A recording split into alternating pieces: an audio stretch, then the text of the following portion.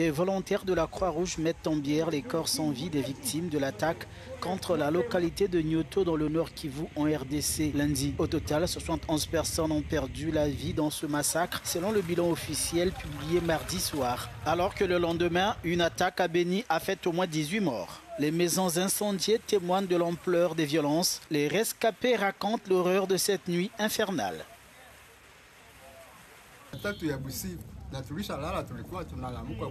C'était à 3 h du matin. On dormait quand on a entendu les crépitements des balles. On a quitté la maison en fuyant pour se cacher nu dans la forêt jusqu'au matin.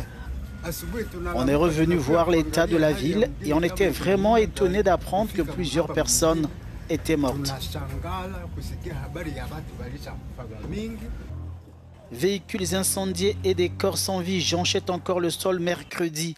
Les habitants étaient sous le choc alors qu'ils découvraient l'ampleur des dégâts de l'attaque attribuée aux rebelles ougandais des ADF. Le village de Nyoto abrite une position de l'armée congolaise, mais des organisations de la société civile réclament plus de protection.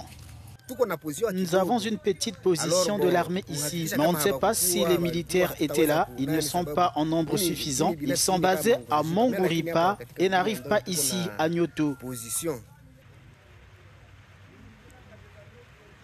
L'armée congolaise a déployé des renforts dans une tentative de rassurer une population traumatisée.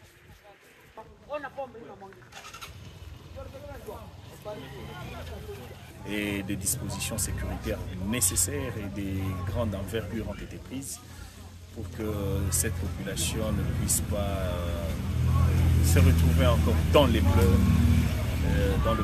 dans cette désolation sans raison. Le gouvernement congolais exprime sa profonde compassion aux familles des victimes et salue le courage des rescapés. Dans un communiqué mercredi, les autorités congolaises ont promis de traduire les responsables de ces massacres devant la justice.